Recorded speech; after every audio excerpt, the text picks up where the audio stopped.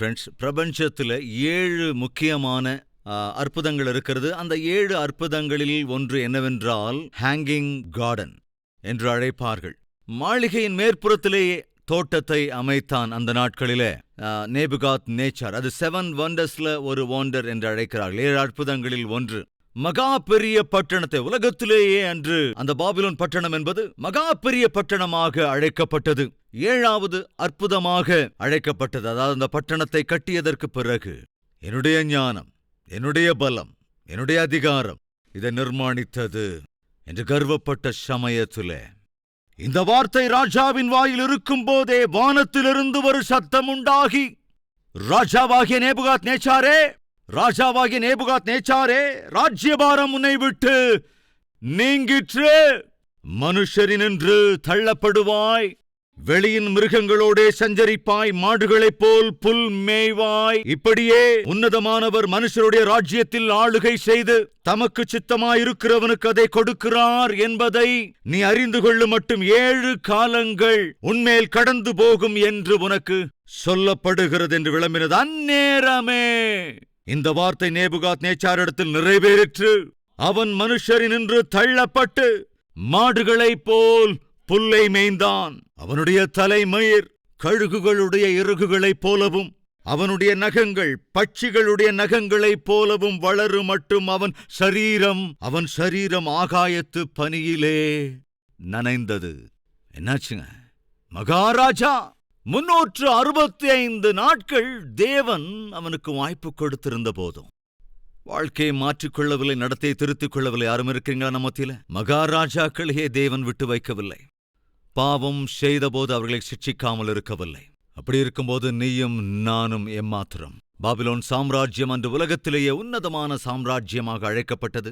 பாபிலோனின் சாம்ராஜ்யத்தை ஆளுகை செய்து கொண்டிருந்த நேபுகாத் நேச்சார் மகாராஜா என்று அழைக்கப்பட்டான். அந்த மகாராஜாவையே சிட்சிக்காமல் தேவன் விட்டு வைக்கவில்லை. 365 நாட்கள் என்றால் என்ன அர்த்தங்க? முழுமையாக, பரிபூரணமாக தேவன் நேபுகாத் நேச்சாருக்கு வாய்ப்பு கொடுத்திருந்தார். அந்த வாய்ப்பை அவன் பயன்படுத்திக் கொள்ளவில்லை.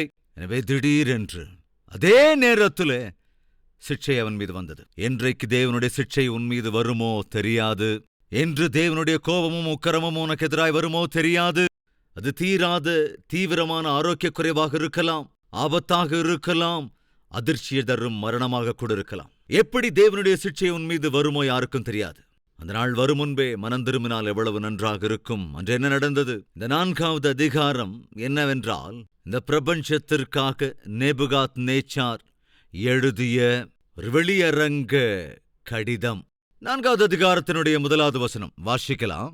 ராஜாவாகிய நேபுகாத் நேச்சார் பூமி எங்கும் குடியிருக்கிற சகல ஜனத்தாருக்கும் ஜாதியாருக்கும் எழுதுகிறது என்னவென்றால், கவனிங்க, நேபுகாத் நேச்சார் எழுதுகிறான்.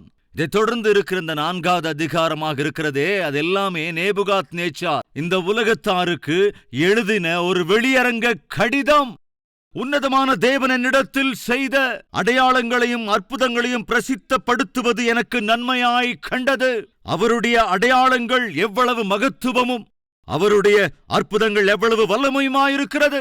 அவருடைய ராஜ்யம் நித்திய ராஜ்யம். அவருடைய ஆளுகை தலைமுறை தலைமுறையாக நிற்கும். இந்த பூமியில் இருக்கிற சகல ஜனத்தாருக்கும் ஜாதியாருக்கும் பாஷிக்காரருக்கும் நான் எழுதுகின்ற கடிதம் உலகத்தை ஆளுகை செய்கிற தேவனை குறித்து நான் தரும் சாட்சி.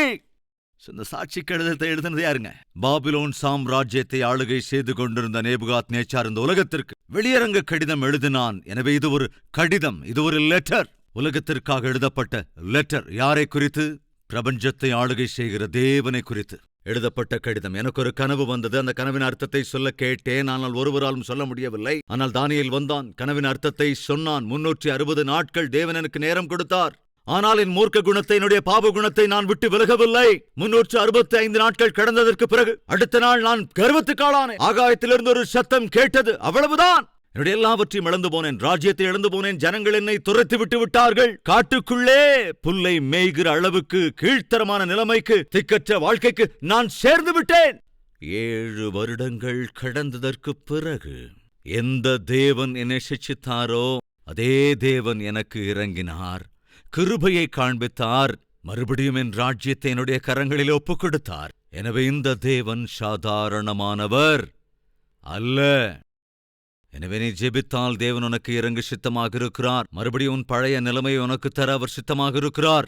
தேவன் தெளிவாய் திட்டவட்டமாய் என்னோடு பேசியிருக்கிறார். நான் என் பாவத்தை விட்டு விலகுகிறேன், தேவ இரக்கத்தை பெற விரும்புகிறேன். என்னோடு சேர்ந்து பிரதர் நீங்களும் ஜெபிங்க என்போர் இருப்பார்கள் என்றால் உங்கள் கரத்தை தேவனுக்கு காண்பிக்கிறீர்களா?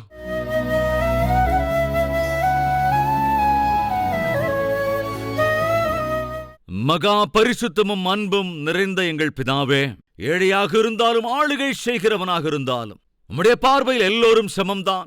நீர் அருளி செய்கிற அவகாசங்களை, நீர் அருளுகிற அதிகாரங்களை, நீர் அருளுகிற அழகை, அலங்காரத்தை, ஆஸ்தியை ஆண்டவரே அருவருப்பான கேவலமான பாவ காரியங்களுக்கு பயன்படுத்துவோம் என்றால் நீர் பார்த்து கொண்டு அமைதியாக இருக்க மாட்டீர். அன்று மகா பெரிய சக்கரவர்த்தி என்று அழைக்கப்பட்ட மகாராஜாவாக இருந்த நேபுகாத் நேச்சாரியை நீர் சிட்சிக்காமல் இருக்கவில்லை. ஆண்டவரே, நீர் சிட்சிக்க ஆரம்பித்தால் யாரால் நிற்க முடியும்? யாரால் தாங்க முடியும்? சகிக்க முடியும்? யாரால் நிலைநிற்க முடியும்? அப்பா, இப்பொழுதும் யாரெல்லாம் இந்த வார்த்தைகளை கேட்டு மனஸ்தாபப்படுகிறார்களோ, ஆண்டவரே நீர் சிட்சிக்காதீங்க, எங்களை மன்னிங்க.